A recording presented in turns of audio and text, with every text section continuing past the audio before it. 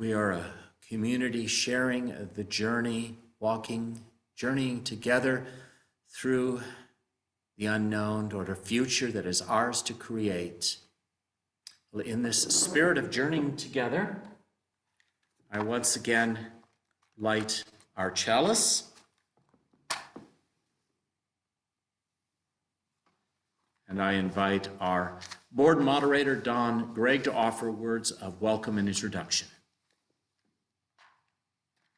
All right, thank you for the chalice lighting, Reverend Stephen. Welcome everyone to our first town hall of 2022 on this beautiful snowy morning. I'd like to introduce the board members serving you this year are Liz Bright, Carol Wigand, Diane Kloss, Heidi Schaefer-Bish, Rod Thompson, your assistant moderator, Vivian Sunland, and of course, Reverend Stephen. To help this meeting run as smoothly as possible, we're going to ask you to, during the presentations, make use of the chat box with any questions that you might have. Reverend Stephen and the other board members will be monitoring the chat so that we may try to answer your questions at the end of the meeting. We also ask that you hold your questions until the end of the meeting. At the end of the Olive and Clinton Hobbs gift presentation, we will then take questions from all of the presenters. During the question and answer period at the end of the meeting, please keep yourself muted unless you are actively speaking. Feel free to use the hand raise feature on Zoom if you would like to speak. Also, if no one else is speaking, you may feel free to speak out. Just try to be polite and not talk over people. Also, when you are speaking, please state your name so that everyone knows who is talking. Vivian Sunland's presentation is meant to be an open dialogue, so she will go last, and that is meant to be a conversation, if you will. So she will go last after the question and answer period so that there's plenty of time for conversation. And first up, we have our special guest appearance by Andrew Rome with the Hobbs Hall construction report.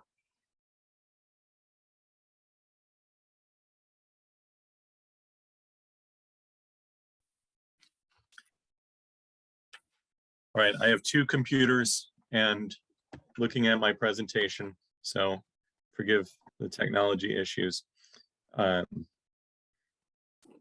And excellent, there we are. So the Hobbs Hall construction team members, next slide, continue to be Katie Greg Miller, myself, Andrew Rome, Blaine Vesely, and Reverend Stephen. We've been working on this project for about a year and a half now, which is longer than we have expected. And we all continue to remain committed to seeing it through the final steps. I'm going to give you an update of where we are right now and the decisions that we're making, as well as some of the steps that have been accomplished recently. Next slide. Thanks to many people that we are coordinating with who continue to do excellent work on the church. Brad Bolton has worked with Woodsies to complete the installation setup of the sound system. Apparently it's a live room, which is a sound term that means there's lots of echo, I guess, or reverb or something. Might need treatment later, but we need to get some people and stuff, chairs in there before we take any further steps. Kay Ekman, our wonderful project treasurer, has continued working with Hometown Bank to extend our construction loan once again, as construction goes on longer than expected. But we're looking to lock in the current low interest rates because there's some expectation that interest rates will raise in the spring. So that is providing some pressure for us to complete the construction phase and then convert the loan to its locked-in interest rate. Cal Fry, who is an IT professional, has completed the majority of the data wiring. There's still some steps that he's working on. and he's doing a great job. It is such a benefit to our construction process that we have such talented people in-house to do some of these steps. Thank you, everyone, for making it happen. Next slide. Also, Elaine and Bill Bowen have tested all our kitchen appliances. They're going to be working on the kitchen use committee. I'm not certain that's the name of that committee, but our appliances are in good working order, and we're ready for the health department licensing now, which would allow us to use it as a commercial kitchen and rent it for that purpose. In review, progress that has happened since the last time we did a report, our building has passed the City of Kent building inspection, and we received our occupancy permit. This happened in the fall, and that was a major step and success. And while from the city's perspective, we have the ability to occupy and use the building now, our committee has decided with Reverend Stephen to hold off on using the building until Metis completes their work. And that's a call we've made so that we can ensure that Metis is held accountable for doing all of the work on the project and doing it well. But we look forward to using the building as soon as possible. Next slide.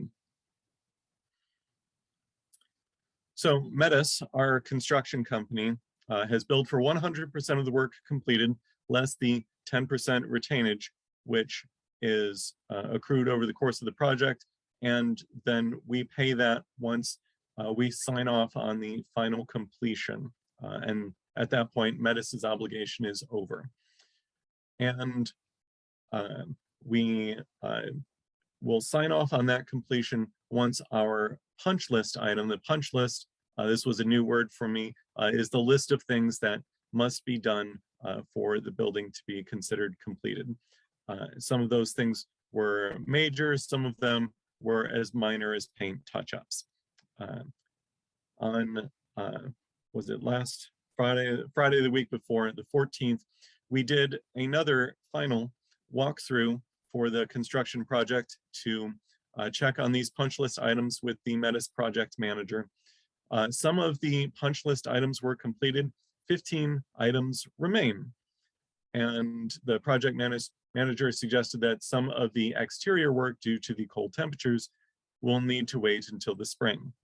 So we are looking to see what are the items that can be completed now and what are the items that must wait until spring, and if we can get some agreement for Metis to return in the spring, will that allow us to complete construction now so that we can lock in the low interest rates. Next slide. Some of the remaining 15 items, there are floor finish issues, discoloration of the grout or utility room, or power washing needed on the patio due to a concrete finishing. We requested a filtered water fountain, a keypad lock for the rear door. There's some power washing needs to be done on a brick wall. Next slide. There's missing electrical outlet. There's painting touch-ups inside and outside. And I do want to mention a couple things about the concrete because there have been concerns about the cracking. And so we brought in an independent concrete review person who identified poor workmanship, non-standard expansion joints, and no definitive structural problems. Metis claims that the cracking is within the normal range, and so we have asked Metis to provide the concrete pour information. What days was it poured on? What was the mix used? How was it finished? Was it covered? As a way to gather this information now, should we need to warranty the concrete and pursue, some action later after construction if there is a installation problem that we're just not seeing yet. So we're looking to get that information from Metis, and at this point, we do not see any structural issues. Next slide. DS architecture is those are the experts that we employ to verify compliance with the code issues. We have passed our code inspections from the city. DS identified that the sidewalk steps exceed the allowable variances. Metis refuses to re-pour them for a third time. So that is an issue between the architects who need to sign off on building completion, as well as the church signing off on building completion. That is another issue that we have been talking about with Metis. And there's some egress signs, which means like exit signs should there be an evacuation that are on the plans. Metis says they will not provide them. Next slide. So we are continuing to work with Metis, DS, and the associated committees working on Hobbs Hall to determine when we're going to accept Metis's work as complete. The impression that I want to give you is that we are our effort is to get the building completed as soon as possible and be good stewards of the church's resources, ensuring that Metis does high quality work and completes the work that we're paying them to do. But we also understand if it is a paint touch up, then that is something we could take care of ourselves, and we do have a real need to start using the building. So we want to take care of the major issues and get the building completed as soon as possible. Metis's work may be responsible for the blocked sewer main under the North Avenue sidewalk driveway apron. That is a separate issue outside of the scope of Hobbs Hall construction team, but the church MET is working on that. So Metis is involved with that, but it is somewhat separated from the building construction. And I'll be happy to take questions later. Thank you very much for everyone who has continued to be involved over the long construction of this building. I am super excited to start using it. So thank you again.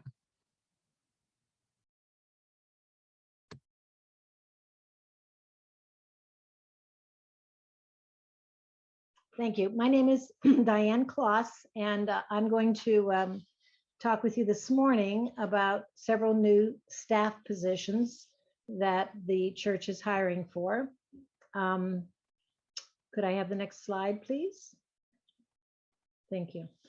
So the Board of Trustees, at the recommendation of the MET, has approved, well, actually, they're not completely new staff positions. There are 2 new staff positions and one that is a replacement position. They are all part-time positions. Next slide, please. These 2 positions that you see here are open currently for application. As you'll see at the bottom of the slide, the application deadline for these positions is the end of the month, January 31st.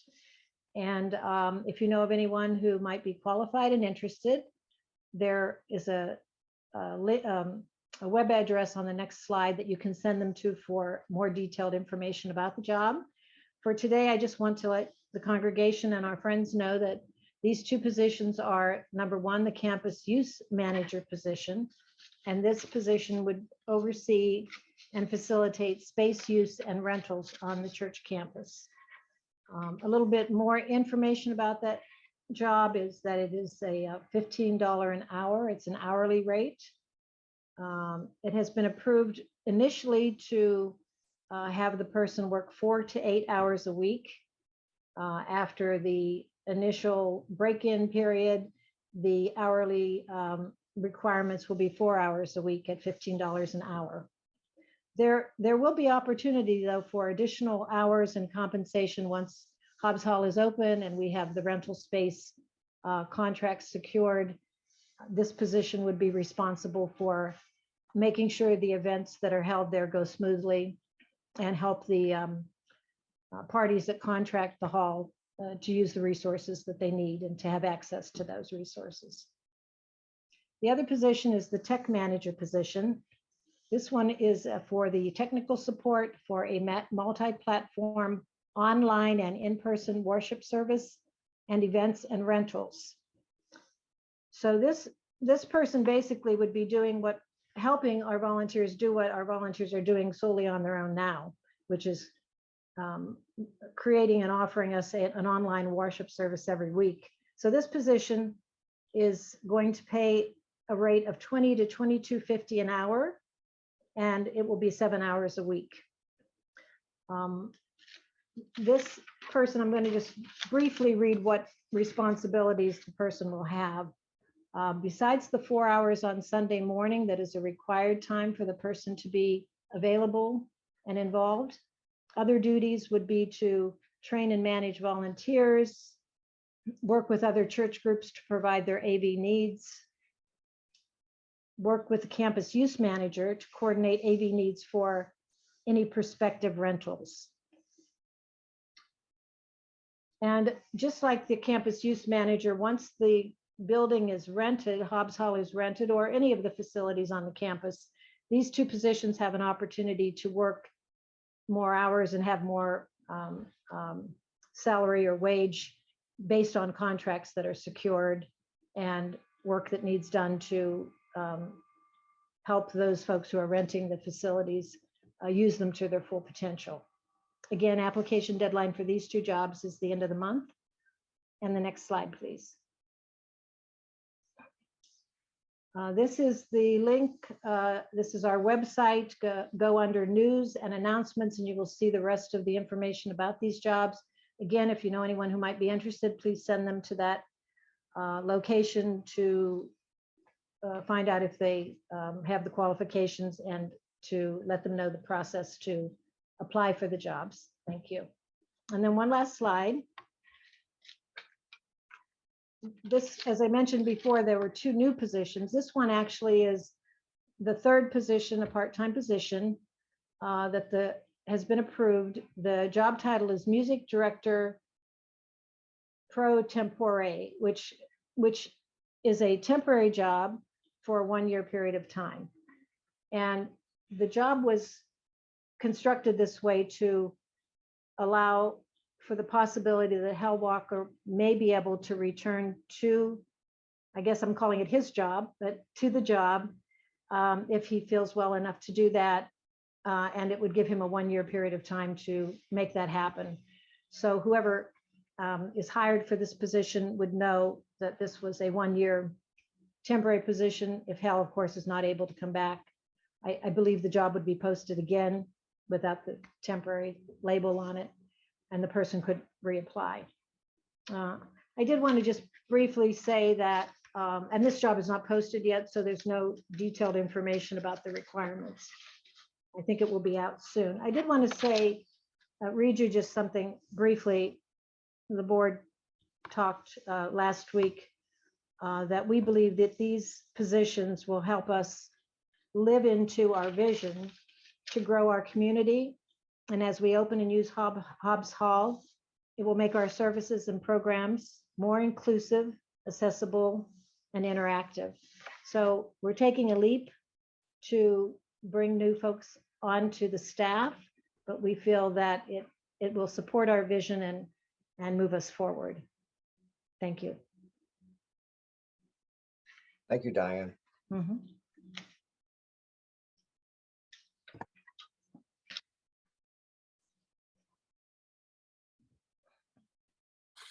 Okay, hi everyone. I'm Rhonda Richardson and I'm speaking today on behalf of the Race for Justice Action Team.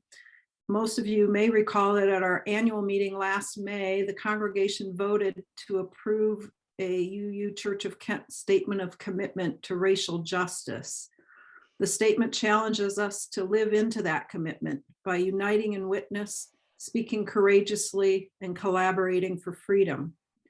As part of that journey, this year, the Race for Justice team will be asking you to vote at the annual meeting to endorse a proposed 8th principle from the UUA. Next slide, please. The text of the proposed 8th principle reads, "We, the members and the member congregations of the Unitarian Universalist Association, covenant to affirm and promote journeying towards spiritual wholeness by working to build a diverse, multicultural, beloved community by our actions that accountably dismantle racism and other oppressions in ourselves and our institutions." The idea of this originated, it's a grassroots movement. It started in 2013 through the leadership of Paula Cole Jones. She's Director of Racial and Social Justice for the Central East region of the UUA. Based on her many years of work with congregations, she realized that a person can believe they're being a good UU and following the 7 principles without thinking about or dealing with racism and other oppressions at the systemic level. The proposed 8th principle is aimed at articulating a commitment to dismantle racism and other forms of oppression within the covenants made between and within member congregations of the UUA. Next slide, please. So why is this important? Well, UUs and the UUA have done very good work in fighting racism over the years, such as during the Civil Rights Movement and in the 1990s. But we also have a mixed record historically in other areas of racial justice. For people identified as white, it's too easy to ignore these issues, which is exactly what keeps the system of racism in our society alive, and in fact worsening right now. So the 8th principle came from a feeling that we need something to renew our commitment to this work, to hold ourselves accountable and to fulfill the potential of our existing principles. And why is now the time? Why is now the time? Well, some of the impetus comes from dynamics that are taking place within the UUA. In 2017, the UUA went through a crisis related to inclusive hiring practices, especially related to whites being hired over highly qualified Latinx candidates. And that resulted in the resignation of the then UUA president, Peter Morales. In addition, UU funding and focus in the last decade has really shifted towards shallow diversity rather than deep multicultural beloved community and structural change. And some of the impetus comes from things happening in the US. The new Jim Crow mass incarceration criminal justice system that replaced the older systems of slavery and Jim Crow laws. Police violence against people of color. Recent Supreme Court decisions on voting rights and affirmative action. And the rise in political power of those having a white supremacist agenda all show us that the country is moving quickly and dangerously in the wrong direction. So UUs need to take strong leadership to reverse these trends. So the act of adopting the 8th principle at the local level is an act of covenant making among members of that congregation to be anti-racist.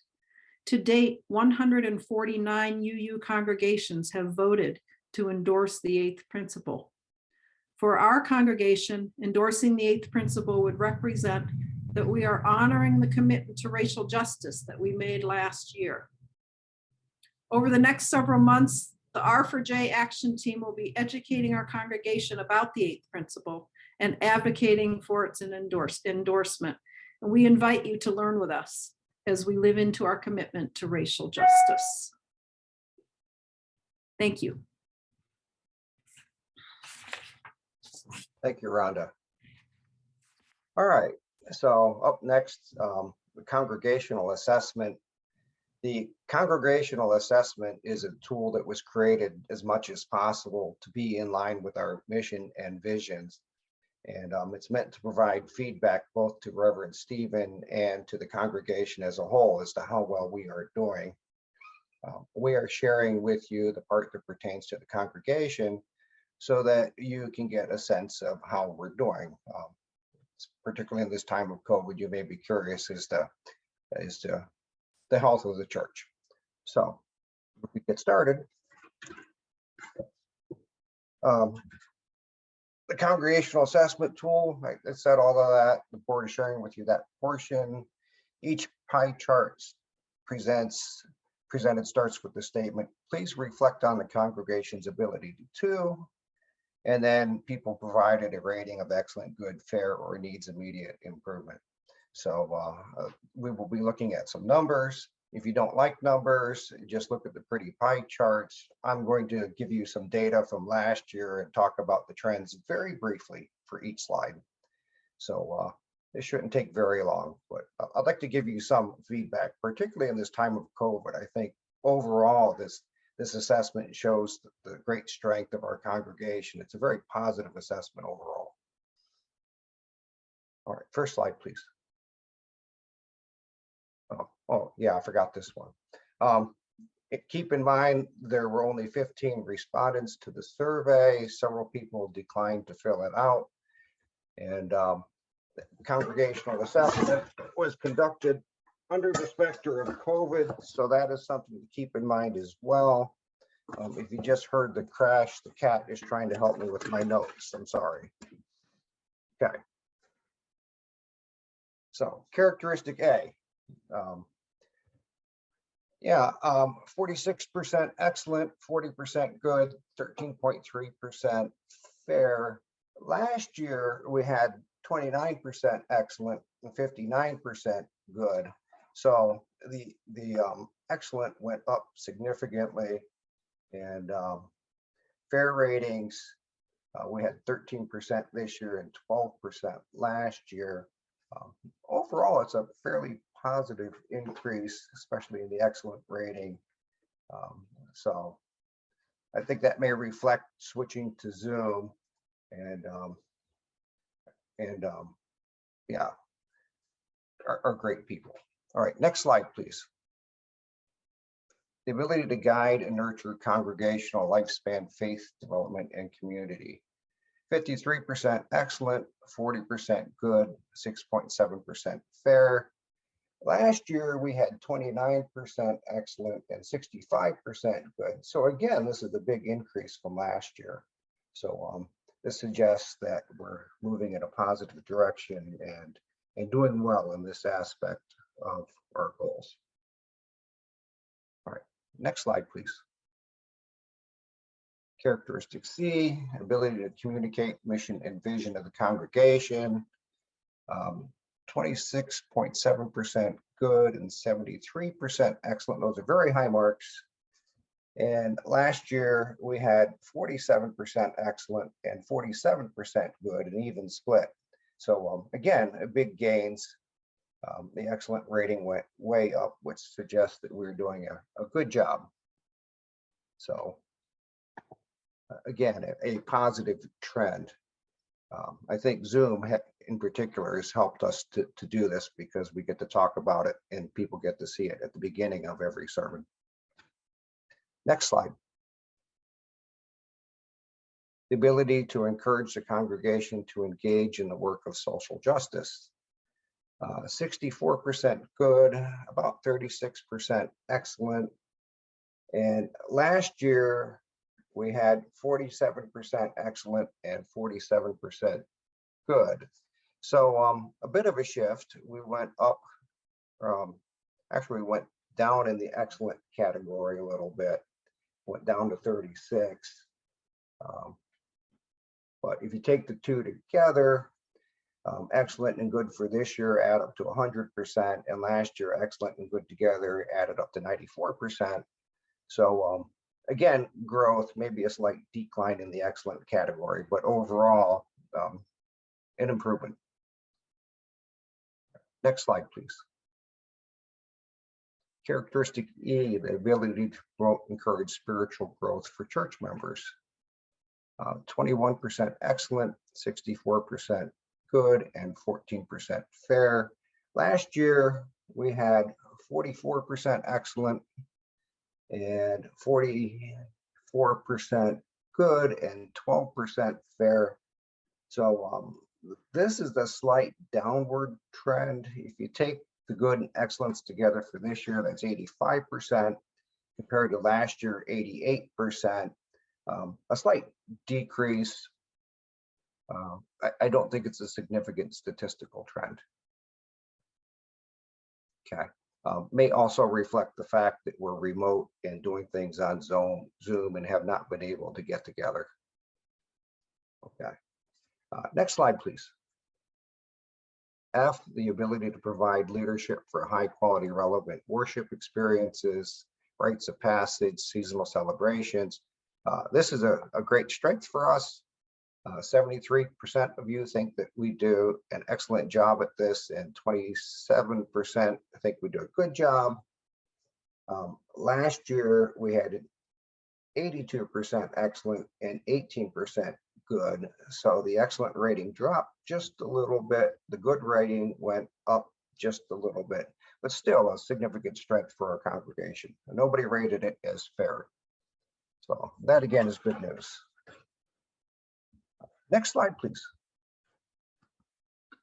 Characteristic G, ability to enhance worship and community through music. And this is not surprising considering our excellent music program. About 87% of those surveyed rated it as excellent. The remainder rated this as good. Last year, it was 88% excellent and 12% good. So essentially flat. Each one changed by just 1%. Very high marks. It speaks to our outstanding music program. It's a great strength of our congregation. Next slide, please. H, the ability to identify, develop, and support lay leaders. About 43% excellent, about 43% good, and we had a 7% fair and a 7% needs improvement. We don't see very many of these need improvement ratings. Last year, we had 27% excellent, 47% good, 20% fair, and 6% needs improvement. So we did have some significant growth, but the fact that we do have some fair ratings and needs immediate attention suggests that there is some room for improvement here. But overall, it's pretty good. Okay. Characteristic I. Next slide, please. The ability to understand and respond to conflict and change. 33% excellent, 66.7% good. And this certainly has been a year where this particular aspect has been put to the test. Last year, it was 37.5% excellent and 44% good. So went down just a little bit in the excellent category. The good category went up significantly from 67 to 44. Overall, it's a positive trend. If you put excellent and good together, it's 100% versus last year, excellent and good was 81.5%. So significant growth. Most people think that we're doing a great job in this difficult time. Next slide, please. Characteristic J, the ability to serve the pastoral needs of the membership. 38.5% excellent, 61.5% good. And last year, I just lost my place in my notes. There it is. Last year was 56% excellent and 44% good. So the excellent rating went down a little bit. The good rating went up a good bit. So comparing the two numbers together, this is still a strength. Good and excellent are still high. Excellent rating fell by 17.5%. And again, this may reflect the fact that we're just not able to meet in person, and that is a negative factor, probably because of COVID. It makes everything difficult. Okay, next slide, please. Characteristic K, effective administration. There are several categories here. Finance and 80% excellent, 20% good. Last year it was 64% excellent and 36% good. So there were big gains in the perception of how well we're doing financially in the management of our monies. So definitely an upward trend here. The next slide is safety. And we had 80% excellent and 20% good. These are very high ratings. And last year, last year, this is very surprising, 21% excellent and 64% good. So a very radical shift in the perception of safety from last year to this year. Again, a very positive, strong trend suggests that we are doing things right. Next slide, please. Ability to provide for effective administration and communication. 73% excellent, 26.7 good. Last year, we had 29% excellent and 64% good. So again, big gains in communication, went way up. And so that suggests that people think we're doing a great job of reaching out to people and communicating. Strong gains here. Next slide, please. Characteristic K, technology, 60% excellent, 40% good. Last year, we had 14% excellent and 86% good. So some big shifts here again, 14.3 to 60% excellent is a huge gain. And the goods dropped proportionately. So this suggests that we have the perception of our ability to provide effective administration has improved significantly from last year to this year. Next slide, please. And data management, we had 64% excellent and 36% good. Last year, we had 31% excellent, 61% good, and 8% fair. So again, big shifts in perception of how well we're doing with data management. That's a 33% gain in the excellent category. Again, a significant gain, a strong trend, significant growth suggests that we are doing a great job.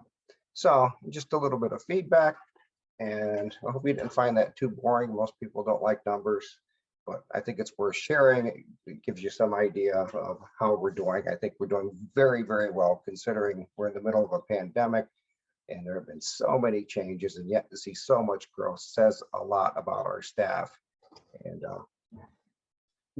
how well they have managed all of this. So that concludes my presentation. That takes us next to Heidi Schaefer-Bish and the Hobbs Community Gifts. Well, hello. I get to talk about something near and dear to me, which is as a professional fundraiser and as a longtime church member, I'm very much interested in the issue of leaving legacy contributions. So first slide, please.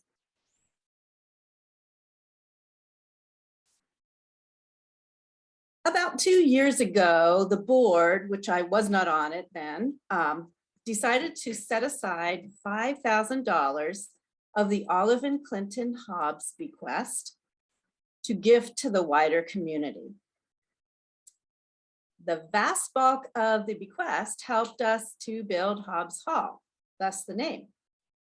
Vivian Sandlin and I were asked to, by the current board, to develop a process to make this gift to the wider community happen. So we decided to look first at criteria. First of all, we decided it was a gift because it's one time, not a grant, which might give the impression that it recurs. We looked at possibly splitting that gift between two organizations. We really wanted to reflect the values of Clinton and Olive Hobbs. And we also wanted to perhaps provide a gift to organization or organizations that had a connection to the UU Church of Kent already and maybe strengthen that connection. And we also knew that it was the Board of Trustees position to make that decision. Next slide, please. So here are Clinton and Olive Hobbs. And As you can see, they were longtime members. And I know that Clinton was the first person I met at the UU Church, and he also mentored my son in the Coming of Age program. And Olive and I shared a unique religious background that brought us closer. I'm sure if you knew them, you have your own warm stories and memories. Next slide, please.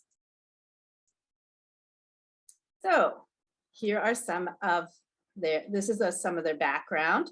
Both were very active in the church, and Clinton was always greeting people first in the outside the sanctuary. He participated in a lot of fundraising activities, and Olive too. And if you remember, she was a wonderful pie maker, and she also participated in pastoral care activities. The new social hall is named in honor of their bequest.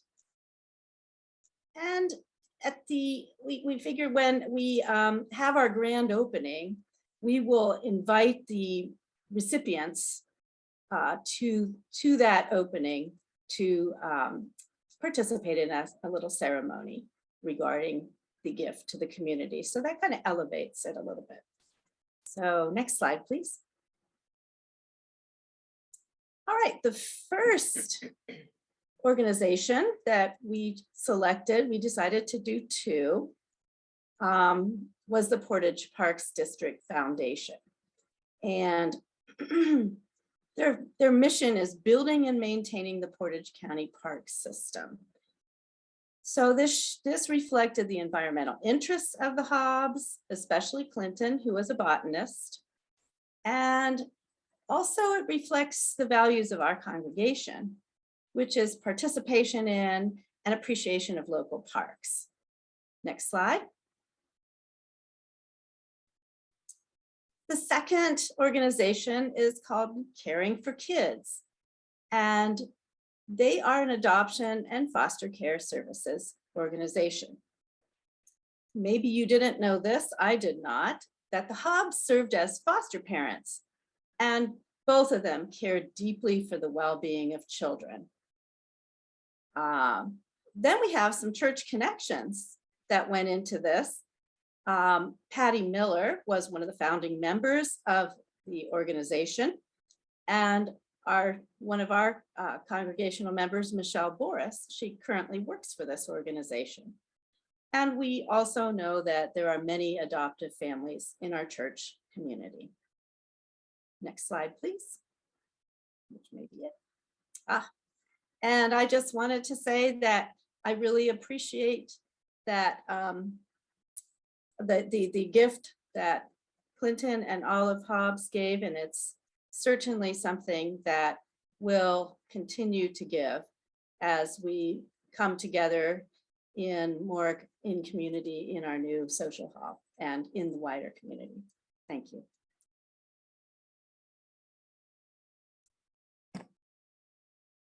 Rod and I have been following the COVID situation in our local area and also the UUA guidance regarding COVID. And if we go to the slide, we'll see that we are still, unfortunately, in the severe range. Things are improving a little bit, but looking at that spike, we are way up there. Our decisions on when we can reopen have to keep in mind the UUA guidance, which is very broad because it's a big country, but they recommend rooting our decisions in the values of inclusion and consent, follow the science, go slow and be flexible, and be realistic with expectations of ourselves and others, including our wonderful staff people.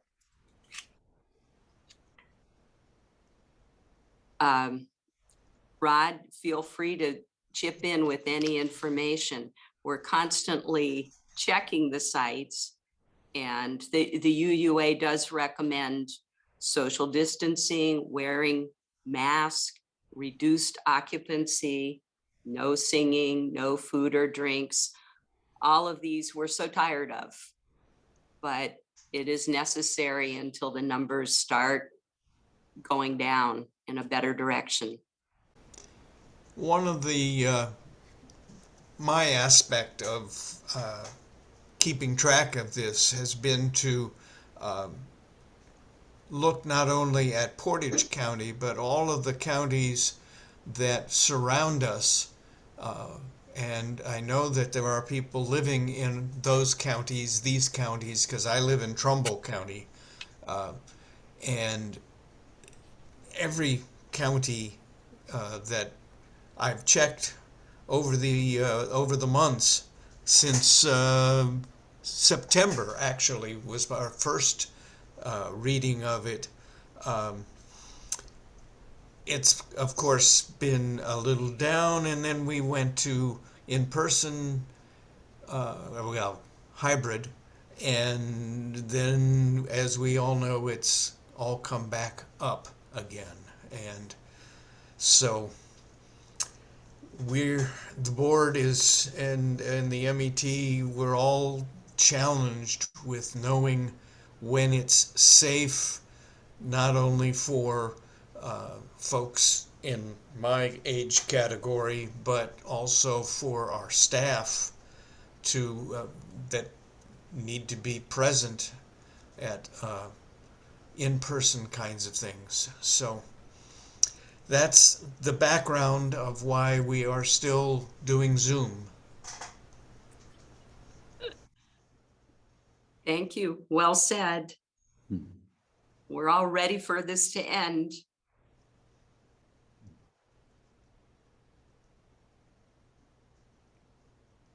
So I have the joy of, first of all, being brief, which I know you all will appreciate. I want to thank everyone else who has spoken so far. And my task is to tell you about some of the ideas we have for celebrating our new building once we take occupancy. First of all, I thought we would have a congregational open house when we've occupied Hobbs Hall. It would be a time to come tour the building, look at it, hear about it, celebrate it a little bit. That'll be the first event. The second will be a community open house where we welcome local officials, people, the community to come in, tour our new space, and we celebrate, perhaps complete with a big ribbon cutting, and the biggest pair of scissors we can find, maybe scissors this big or something, I don't know. Then we would honor our two Hobbs gift recipients at that time as well, with a public recognition of their work and our gift to them.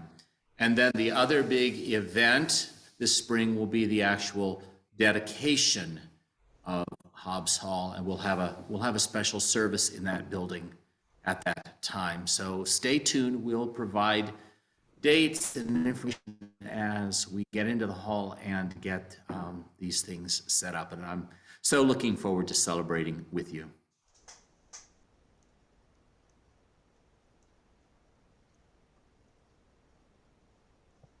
Vivian, do we want to do questions first before you go?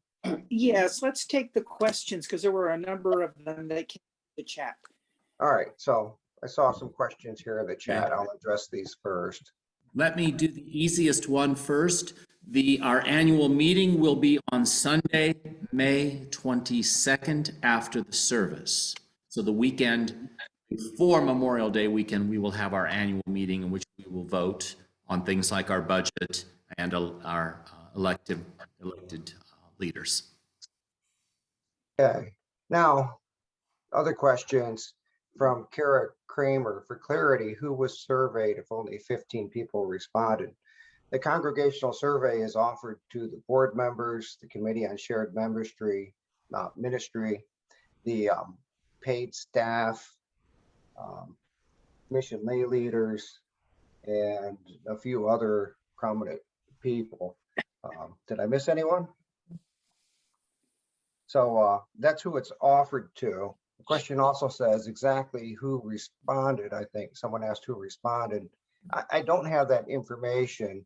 Brad asked how many responses were there last year. I wasn't a part of the evaluation team last year, and everything in evaluations is very private.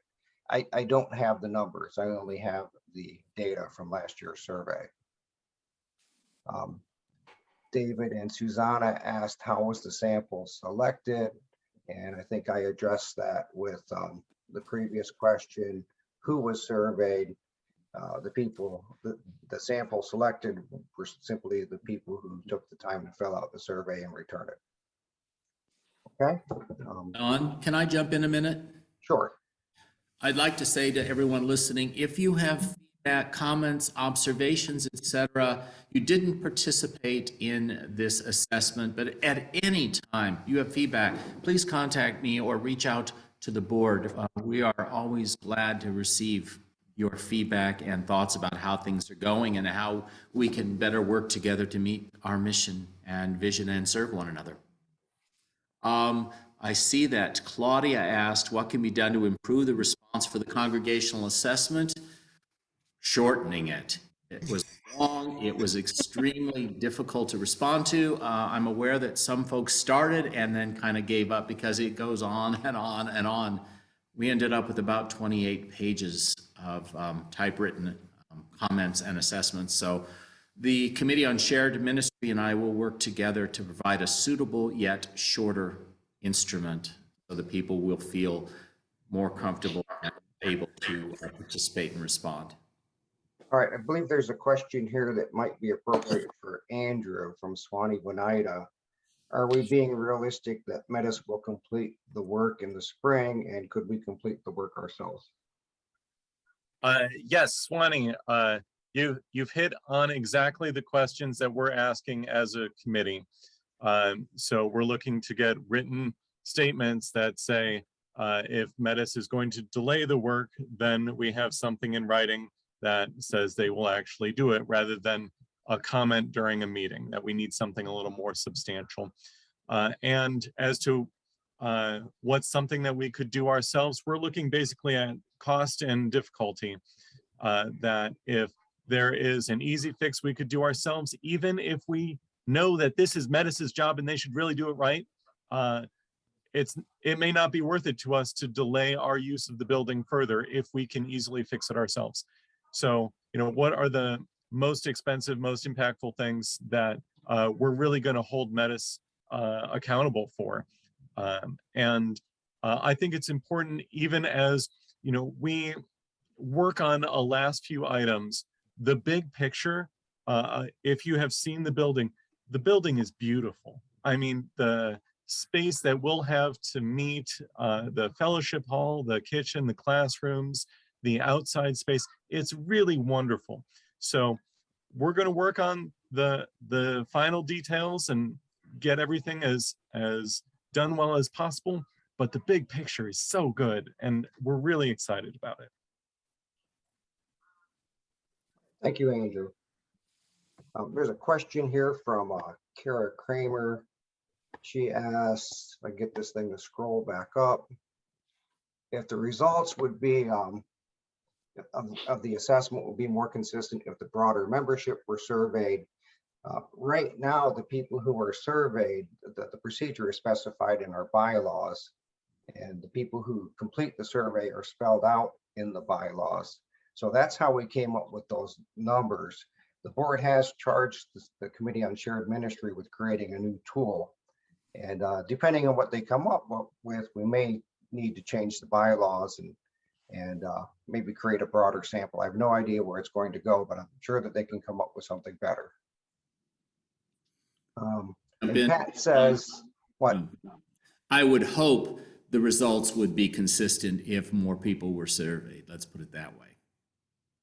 If we draw on the two previous surveys, this reflects trends that seem to be consistent, but it's always good to have as much feedback as possible. Well, I'd also like to say, Pat says 15 is too small a number to draw conclusions.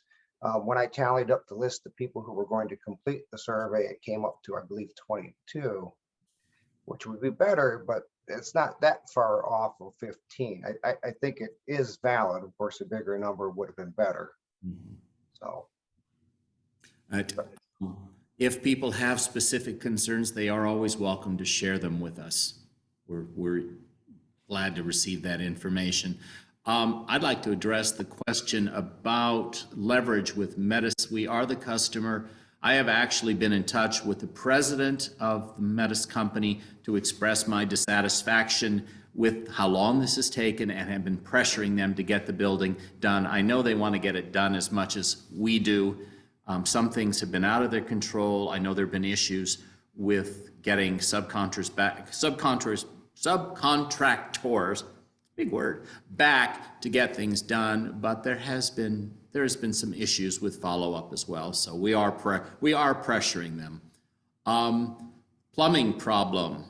We are still waiting for results from Superior Speedy camera, running a camera from the city main in to see exactly what the problem is.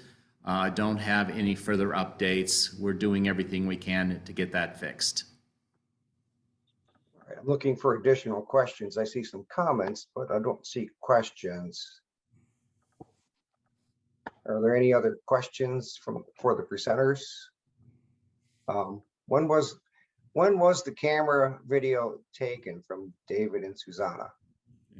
I don't know if Superior Speedy has actually been in with the camera from the city main. I know we've had a camera in from inside of this building that discovered the blockage, which is out under, I always get so turned around. It's under the main steps. So we know and under the apron, the new driveway apron, somewhere in there, we have an idea of where it's at, but we don't know anything further at this point.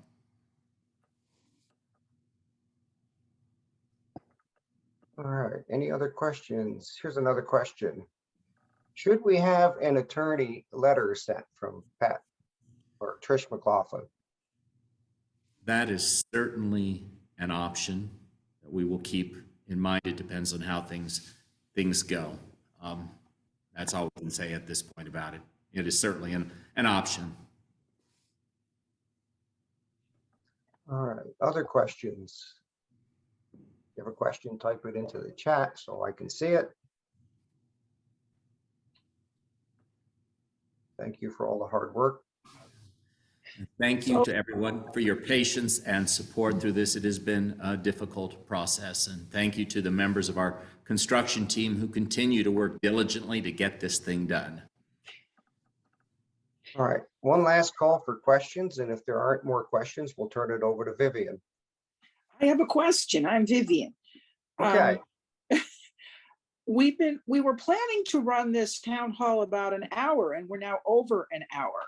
And I'm wondering, are people up for having a conversation now about rebuilding connections with each other? Or would it be better to perhaps move this discussion to our board listening session at the beginning of February? What do you think? Anybody? Don, Reverend Steve? I don't know. We've got an audience now. Okay, I'm happy to do it now. I just don't want people to be starving. We still have 40 participants. Okay, great. You were going to try to keep this to what, 10, 15 minutes, right? 10 minutes at most. Yeah, Some people say move it. I'd rather come to the board listening session. We're seeing some responses here. We could also do a little bit of it here and a little bit of it. I mean, it's the beginning of a conversation. All right, so if you want me to do it now, start it now, and then we can continue it in the board listening session. I see most people saying no, so take it away. All right. Well, in her autobiography, the Catholic activist Dorothy Day wrote, "We have all known the long loneliness, and we have learned that the only solution is love, and that love comes with community." And many of us have, for nearly 2 years now, been through the long loneliness. COVID has, during most of that time, prevented us from gathering in person as a church community. We started meeting again face-to-face as well as in Zoom, but the Omicron surge and the church plumbing problem sent us home again. We've held our community together with our amazing Zoom services and gatherings, thanks to our tech team and our creative worship leaders. And some folks have joined us from afar, others have drifted away. And despite the wonders of Zoom, many of us feel a sense of loss. The isolation has been hard. So our church board calls us today and in an ongoing way to talk with each other about how we can bring our community back together to be stronger and more vibrant than ever. So I'm going to open the floor now for your comments, your thoughts about this, and you can speak them aloud. If you do, please unmute yourself and say your name, or you can put comments in the chat box. So the floor is now open.